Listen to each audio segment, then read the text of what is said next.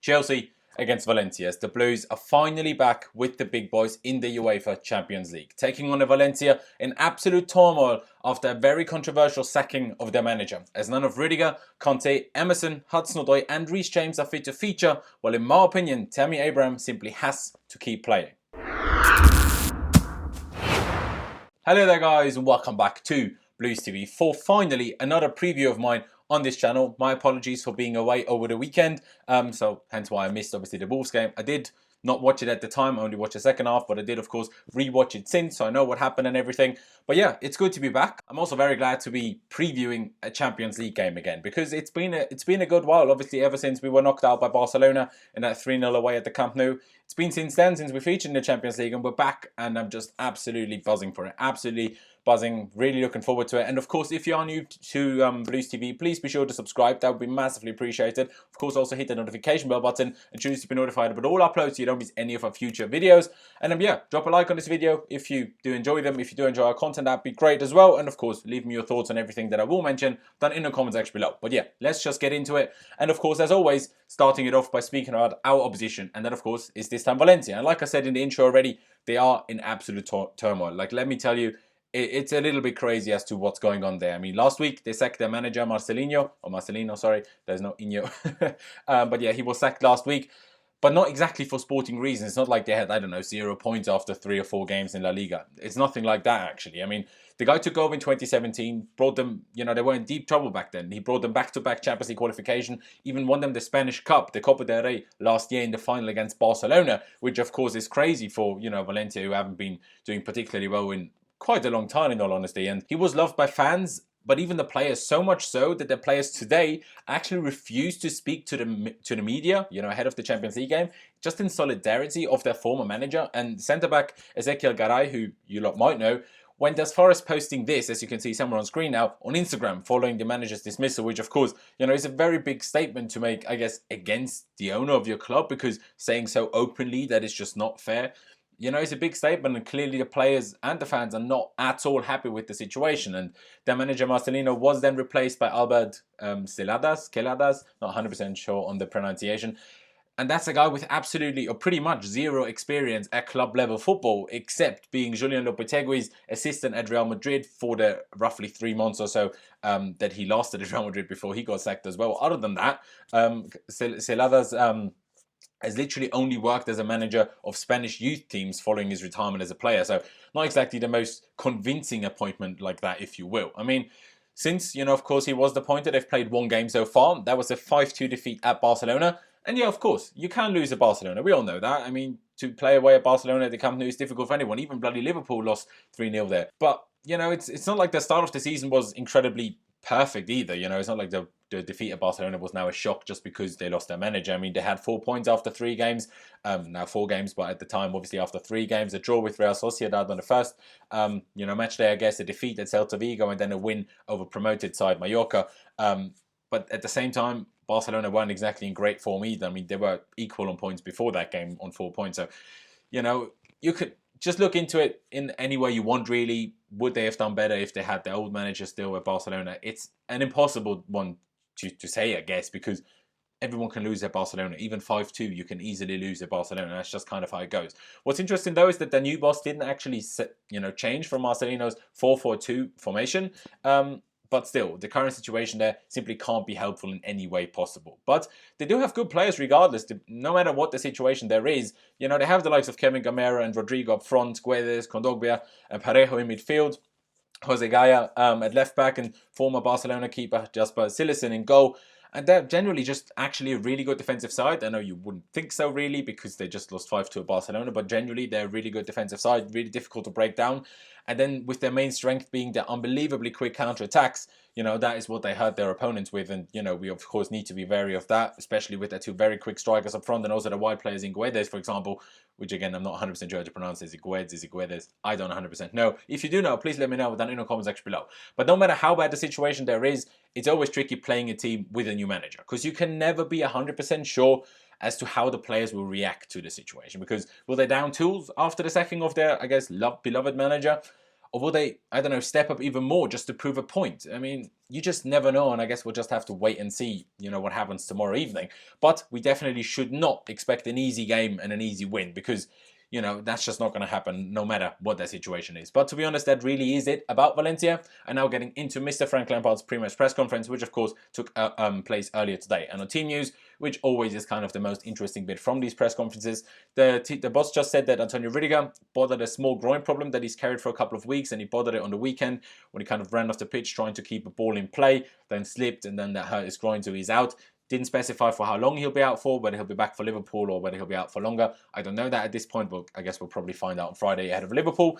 But also, the same goes for N'Golo Kanté, Hudson-Odoi and Reece James. They are all actually fit, so they're not injured anymore, none of them.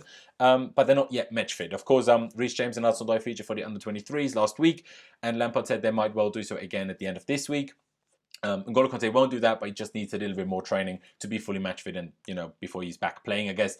And then at the very end of the press conference, kind of skipping over a little bit, Lampard also confirmed that Emerson Palmieri is still out as well. Of course, he picked up a hamstring problem out on international duty with Italy, missed the Wolves game, and is still out. Again, we don't know exactly when he'll be back. And another thing I do want to mention from the press conference, because generally it's just typical manager talk that's not too interesting, he did say that a situation like at Valencia, which maybe not to that extent, but a little bit like that, we have seen at Chelsea, of course, with a lot of managerial changes over the years.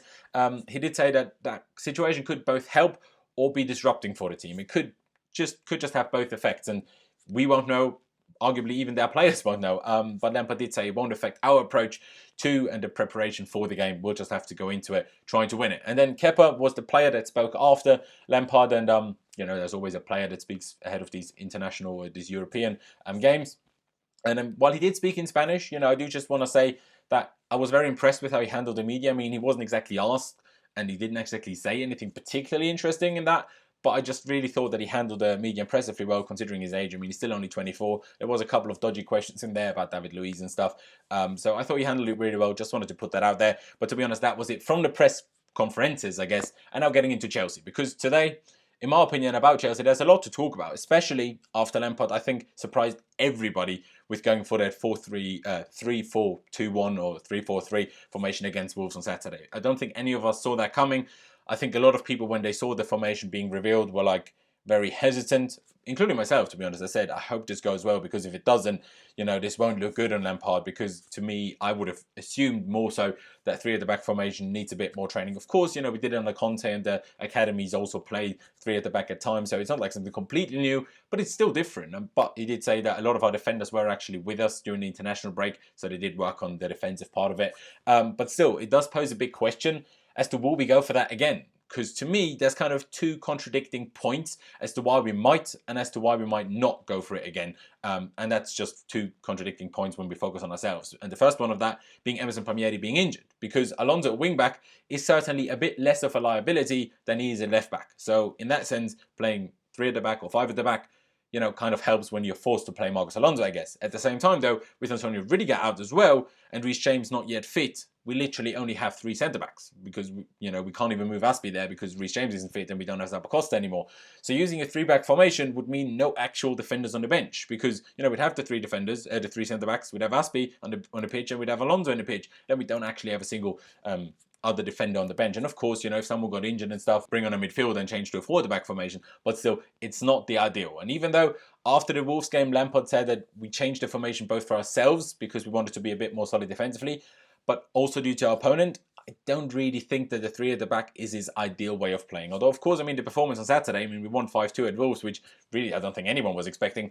They could have changed his mind on it, even if said performance wasn't actually that good until Tomori scored that absolute wonder goal. Fair play to the guy, by the way. What a goal that was. And then Abraham managed to make it too quickly after. I don't think if that goal by Tomori and then the second goal straight after happens, I don't think we generally have as good of a performance. So, I think that has to be kept in mind, that before that first half an hour or so, we weren't actually that good. Not that Wolves were particularly threatening, but we really didn't do anything. The gaps between our midfield and the front three were way too big, and we really struggled to deal with it. And then the Tomori goal really opened it up for everyone, I guess, or for everyone in our team. But with all of that said, still, personally, I just don't think we'll go for a three at the back again. I could be wrong. I could be completely wrong. But the only thing I will say is that playing Valencia with their two strikers, three centre-backs might actually be helpful defending their counter-attacks, and of course the Alonso situation. But either way, I think our more standard mix of a 4-3-3 or 4-2-3-1, which we'll never know which it actually is because it constantly changes throughout the game, I think is what we'll actually go for. The other question then is, of course, how much, if at all, will Frank Lampard rotate the team? But starting off at the back, like I say, in the 4-3-3 formation, Kepa will, of course, remain in goal. Hopefully, we'll do a bit better than he did at the weekend. Not going to blame him for the 2 goals, like, massively, but he could have done better on both. Although it was unfortunate with kind of saving the first one and saving it against Tammy Abraham's arm and going in from there. Of course, that was then officially an own goal. But then coming to the centre-backs, that is kind of the more interesting position, I thought, because at this stage, I would actually say Christensen and Tomori is the most likely pairing we'll see. Suma didn't start against Wolves. He only came on once Rudiger picked up that injury and played the second half. So, Tomori has done well. Christensen has done well. So, if you only have 2 centre-backs, I think those 2 playing is the most likely. But, of course, it could just as much be Zuma in there. And the full-backs, I mean, we'll know who that's going to be because we only have Aspie and Alonso at the moment. So, it has to be those. And please, Alonso, please don't be shite. Just please don't. Like, I can't handle it. And then in midfield, I think that is where we'll see the first bit of rotation, possibly anyway, because I actually think that Ross Barkley will start in there. The question is that of who? Because Mason Mount is very young and has played a lot this season already, but from the Championship last year, he is used to playing a game every 3 days. So, he should be kind of fine. Kovacic, on the other hand, looked knackered on the weekend, was obviously taken off for Barkley during the game, and also had, of course, that small injury during the international break that inflamed Achilles, which I guess is possibly why he was a little bit more tired than others throughout the game on Saturday. And then Jorginho doesn't really look tired much, except when we played Leicester after the Super Cup. But he's literally played every game so far, including for Italy. So I guess all of them 3 could kind of do with a bit of a rest. But I personally think that Mount starting on the bench is the most likely. Unless Lampard just doesn't rotate the midfield at all or keeps Mount on the wing and stuff. We'll have to wait and see about all of that. But I think in a midfield 3, with no actual midfielders playing on the wing, I think Barkley coming in for Mount and then Mount coming on as the game goes on is probably the most likely, but I could be wrong. But like I say, Jorginho is the deepest in a 4-3-3, Kovacic to his right, with N'Golo Kante still out, of course, and then Barkley as the left, or on the left of the midfield 3, I guess. And then on the wings, personally, I'm pretty confident that Willian will stay in the side, especially after Lampard praised him very highly on Saturday, said it was a fantastic performance by him.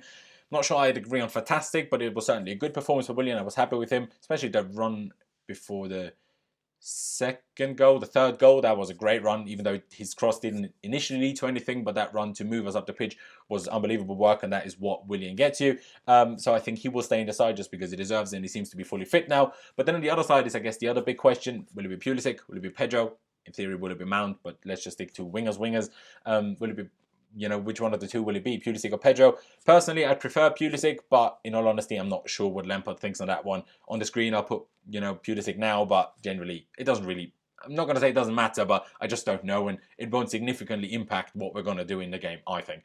There's, of course, Pedro being a bit more used to playing against Spanish teams, so at the same time, it should probably be fine. But then up front, well, I think personally, like I said in the intro already, I think Tammy Abraham just has to stay in the team. He just has to. Like, a bit like Mason Mount, he's used to playing every 3 days, again, from the Championship. Plus, whenever he has actually started games this season, he was pretty much always taken off with 20 or 15 minutes to go. So he always had that little bit more of a rest rather than playing the full 90. So I reckon he should be absolutely fine to start again tomorrow. And, ideally also again against Liverpool on Sunday. And also Tuesday to Sunday is quite a long period. So everyone that plays tomorrow should be fine for the game against Sunday, for the game on Sunday against Liverpool.